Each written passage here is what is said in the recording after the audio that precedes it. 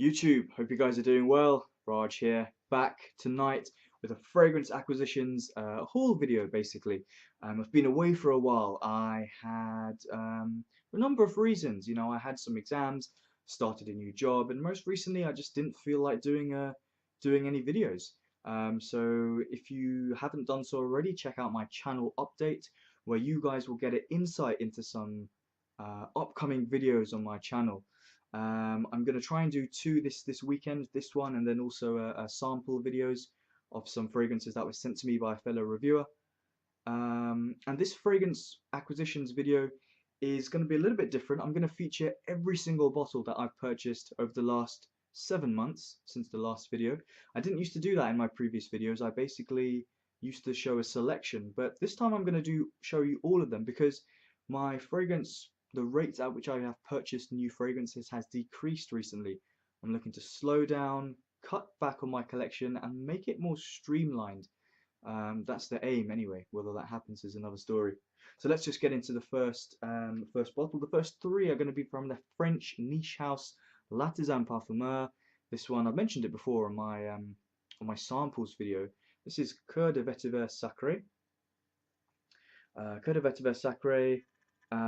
Which means I should have looked this up. I think this means the heart of sacred vetiver or something like that. Basically, it's a heavy incense-based fragrance with a dried fruit accord in there, some spices, there's saffron, apple notes, which is quite tart, and a very sweet vetiver note in the dry down. Really excellent fragrance from the house of L'Artisan. Definitely one not to be not one to be overlooked. Another one which I mentioned in my previous L'Artisan sampling video is fragrance called Piment Brulant. Piment Brulant. I don't know if this is going to focus. Let's just say it's not going to focus. So basically this is a spicy, chili, hot chocolate drink accord in this fragrance. It's amazing. It's very, very subtle, decent potency, nothing too crazy, more of a personal style fragrance, nothing gourmand like, nothing really sweet to be honest, kind of a spicy, tingly sweetness to be, if there was any sweetness, it's probably coming from the chocolate, but an excellent fragrance. I really like this fragrance, and I got this from eBay from a guy who I bought from before, so this size was actually kind of ideal for me. And going on to the third bottle from the house of L'Artisan Parfumeur, this is Safran Troublant. Now I've been wanting to get this bottle for a long time, and finally it's made its way into my collection. Safran Troublant here. This is beautiful. This is a beautiful. First of all, this bottle design is incredible from L'Artisan. Simple but incredible at the same time. Oh man, a really sharp saffron note with a kind of milkiness, maybe creamy milkiness coming from the sandalwood. There's a really sweet rose note in here. Very, very unisex, I would say. Definitely worth checking out here. Safran Troublant. All the details, I don't know if I've mentioned this, but all the details of the fragrances are in the timeline and down below. And coming up next is a fragrance from the house of Dior. A great house, a really, really great house. This is from their mainstream line, you could say, men's mainstream line. This is Dior's Sauvage Parfum. I'm going to review this fragrance pretty soon, if you saw that in my channel update video. Sweet myrrh.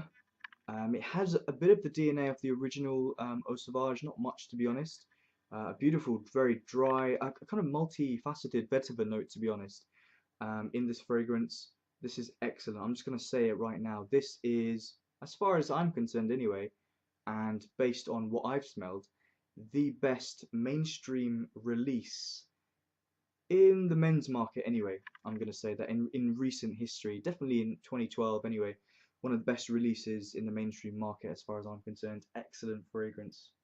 Going to review that soon. And a fragrance which I've mentioned in one of my previous videos, the Scents of the Week series, which I will continue to do actually. I think I forgot to mention that, but I will continue with that. This one is Cedre.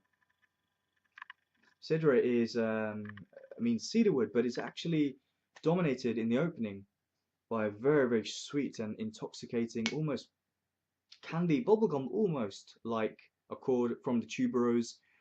It settles into a kind of spicy heart and a kind of dry cedar, not really dominating the fragrance, but very well done, very well put together from Serge. I think Serge, to be honest, are probably one of my favorite houses. Anytime I come across a fragrance, most of them anyway, I just feel like I have to add it to my collection. Not because I'm a collector or anything, but just think they're excellent fragrances, really excellent. Cedre, Serge, check it out. Unisex fragrance, even though I mentioned tuberose, it's unisex. Next up, wow. Next up, what a fragrance. This is Amouage Epic Man, the best named fragrance in history, because this is epic. This really is. It's Amouage Epic Man. Look at this design of this bottle, it's just beautiful. This is actually the 50 ml bottle. You guys might think I'm a little bit crazy buying the 50 ml because the 100 ml is much better value, but I didn't really want to add the volume to my collection at this stage anyway. This is absolutely fantastic. It's you have to like this style to appreciate this fragrance. If you don't like the style, you won't like the fragrance. Beautiful frankincense note in there. There are so many notes. Spices, oud note in there, which is actually quite noticeable. I feel that oud never becomes too crazy, too potent, because it's kind of tamed or rounded out by other notes in here. Kind of freshness to this fragrance, a nice incense note as well, kind of dry, very complex fragrance as well. I like it a lot, and this bottle design is just superb. I mean, you know, what is there not to like about this, about the house of Amouage, to be honest? Going on to the next one. This is from the house of Andy Tower. This is my first fragrance from Andy Tower, first full bottle anyway, from his Pentagord series. Let's see, is that right? Yeah. So yeah, Pentagord. So that's gonna get. And this one is, I think I used to pronounce it Verdant, but I think it's pronounced Verdant. It's kind of a very green fragrance, as the name would suggest. And I've got the note breakdown here actually because I've forgotten. It's tobacco, green notes, green leaves, earth, leather, tobacco, and ambergris. So this is what the Pentagord line is all about, taking 5 notes and putting them into a bottle. Very potent in the opening, almost too potent. Wow, this is like the deepest, greenest notes you've ever come across, with a smoky, leathery tobacco, not dry down, but mid, and also going into the dry down as well. I mean, to be honest, I'm finding it difficult to describe this fragrance because I haven't worn it too much. It's extremely potent. I couldn't believe when I first bought the sample how strong this was. I wasn't expecting that at all. It's really excellent though. I feel that after an hour, this fragrance really gets going. Andy Towers Verdant or Verdant from the Pentagord line. And the penultimate bottle I'm going to show you guys is from the house of Viktor and Rolf. This is Spicebomb. This is actually a used bottle I got from a fragrance group, and I really enjoy Spicebomb. I really enjoyed it. I had a sample, and I thought I had to go in for a full bottle. Yeah, I mean, it's sweetness, but it never becomes too much on the sweetness factor. I feel that there are other notes in there which give this fragrance, takes away from the sweetness. Many people say this is very, very sweet and a kind of sweet bomb. Instead of the spice bomb, it was a sweet bomb, but it never goes that way on my skin. It's actually quite essential fragrance, I find, on me. Great fragrance, very easy to wear. I find it very easy to wear and a very good fragrance, I have to say. I do like this one, Spicebomb by Viktor and Rolf. And going on to the final bottle, which is actually my most recent acquisition, from the house of Jovoy, Paris. This is Psycedelique or Psychedelique, I'm not sure how to pronounce that. This bottle is amazing. I mean, it's so simple, but it's all about the shape of the bottle. So here you go, Jovoy, Paris. And on the side here, you've got Psycedelique. Beautiful design. This is a patchouli-based fragrance.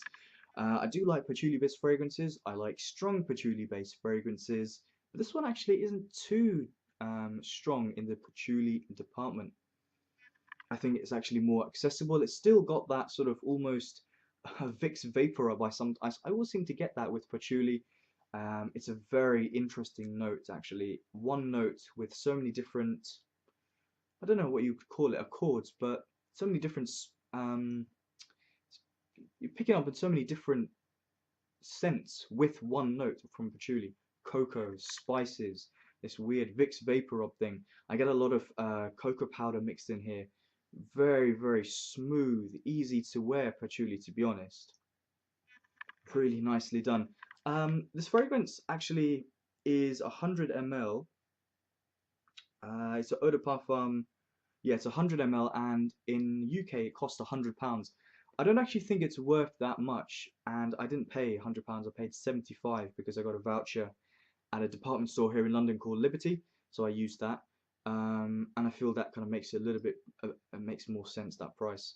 Really excellent fragrance. Jovoy have made their way into the UK, and I've got a few samples from a place here in London called Bloom Perfumery. I met up with a few guys actually, kind of UK fragrance community meetup, and got some pretty good samples. I'm enjoying wearing them.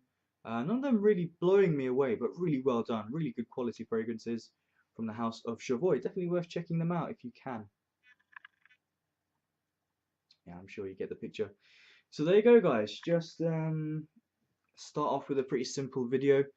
I've got plenty of videos to come. Check my channel update if you want insight into what's to come in the future. Thanks for watching, guys. I really do appreciate the support, and let me know what you think about these fragrances. Do you want to try them? If you haven't, have you tried them? Did you like them? Did you not like them? Do you actually already have these in full sizes?